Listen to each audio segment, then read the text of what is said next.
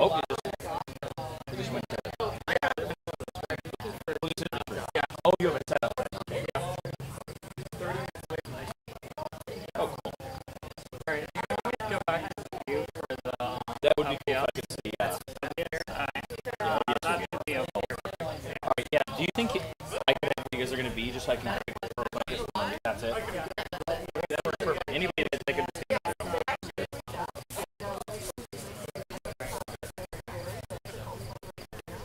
Yeah, right over there. Yeah. Perfect.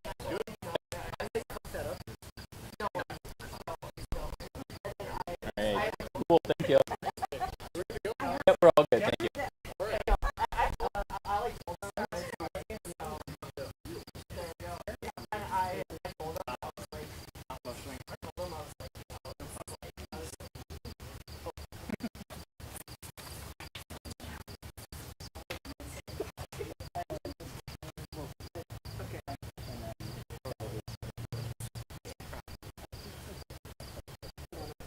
Hello, everybody. Thank you for coming to Juniper and Zaela's wedding. My name is Scott Kruger. I'll be officiating today. Just a housekeeping item. After the ceremony, feel free to take your chair and go over by the tables again. There's an open bar, which I know that many of you have already begun to enjoy. So feel free to continue that. Without further ado,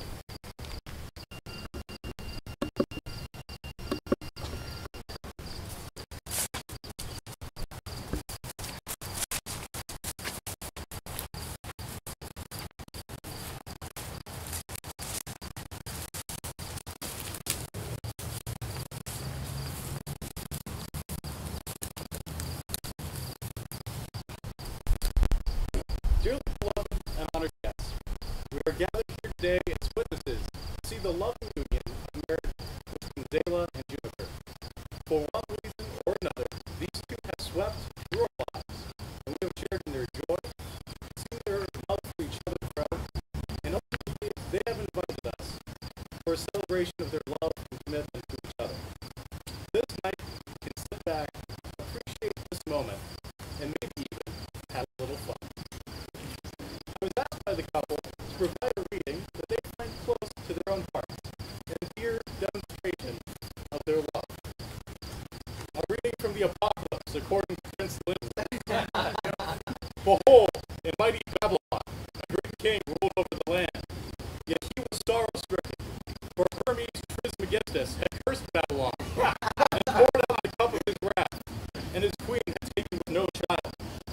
His queen saddened, went out into the hillside, found a forest, where out of an old oak tree came a witch, but not an evil or dangerous witch, but a witch with 6 wings and a head looking each cardinal direction, one of an ox, one an eagle, one a lion, and the last a man.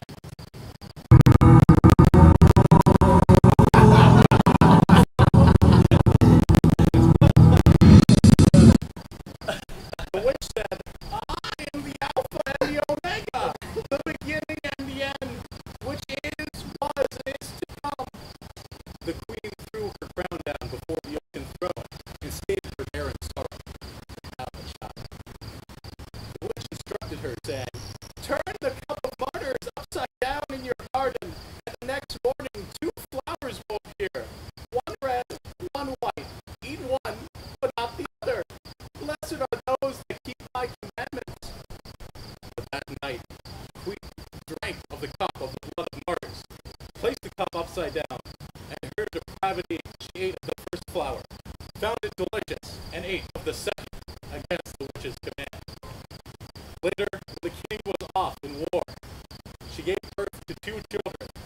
One of them was a prince, wrapped in the sheet washed clean in the blood of the lamb.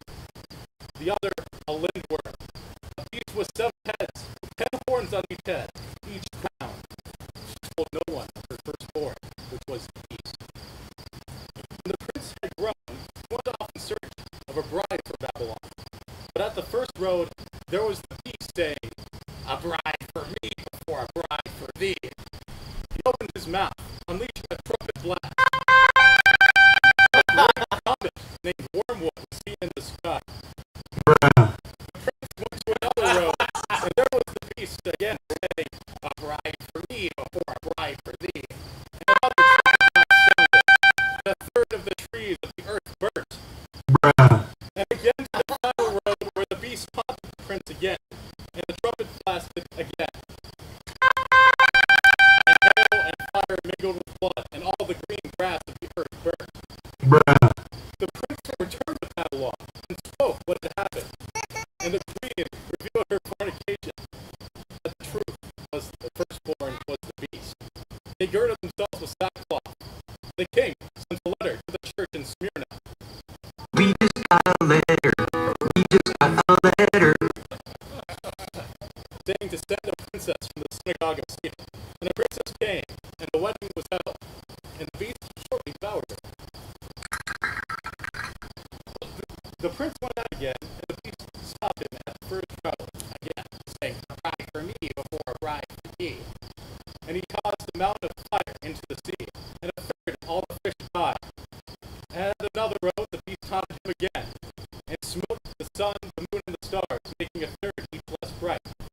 He then returned to the king of Babylon, who sent letters to the 6 churches in Asia, but only the church in Thyatira sent a princess, named Jezebel, who twisted hearts with fornication, but did not satiate Jesus. Shortly later, when the prince left again, the beast taunted him for a final time, and he went about, sending 200,000 horsemen to kill a third of Babylon. The prince returned to his father the king. They wept, saying, "Who is like unto the beast? Who is able to make war with him?"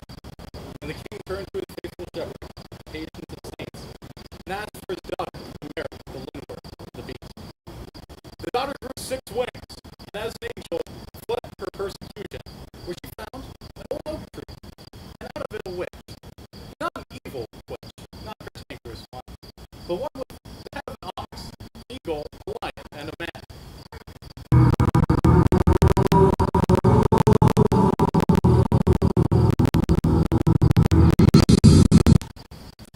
The witch said, "I am the Alpha and the Omega, the beginning and the end. I will give unto him that is athirst of the fountain of the water of life freely. Do as I say. Blessed be ye if you follow my commandments." And the shepherd's daughter heard the commandments, and went unto the palace, and told the peasants to bring unto her 4 great seals, with trumpets, 10 plagues, the clothes of the sun, the moon under her feet, and a crown of 12 stars. The peasants found these requests quite strange. The king assured them to follow the commands of a woman sentenced to die. A great wedding feast was then held, better than the 2 before them combined. And soon the peasant girl, as the lamb, was closed in the bride chamber with the Lindworm, who was the serpent. The Lindworm said, "Fair maiden, shed the crown." And the lamb answered, "Not until you slew a head." And the Lindworm said so begrudgingly. And then again he said, "Shed the moon." And the lamb said, "No, not until you slew a head." And the sure serpent thrashed about, saying, "No one will rule me. I will rule 1,000 years." And he did so. And they continued until the beast had but one head, and the lamb was naked before it. And then shone these 10 plagues, which were Hermes Trismegistus' wrath, emptied until the Lindworm's skin was soft. And then she blew a trumpet, and opened the first seal, and behold, a white horse sent forth to conquer. And another trumpet blast, and another seal opened, and behold, a red horse, and the rider with a great sword that they may kill. And a third trumpet blast, which opened the third seal, with a black horse, which slightly increased for price of grain. Finally, the last trumpet blew, and the last seal opened, and behold, a pale horse, whose rider was death, and hell followed with it. The next morning, the king of mighty Babylon opened the door, and behold, the lamb and her groom. But not an evil servant, or a cantankerous one, but a beautiful, handsome man. And all Babylon rejoiced, for the queen and king had not only gained a new daughter, but had regained their son, Prince Lindworm. And the city of Babylon rose into heaven, and its gates transformed to the 12 gates of the New Jerusalem. Blessed be all who is called to the wedding supper of the Lamb. A beautiful and touching story, filled with very clear symbolism and love. Zaela and Juniper, you were about to make your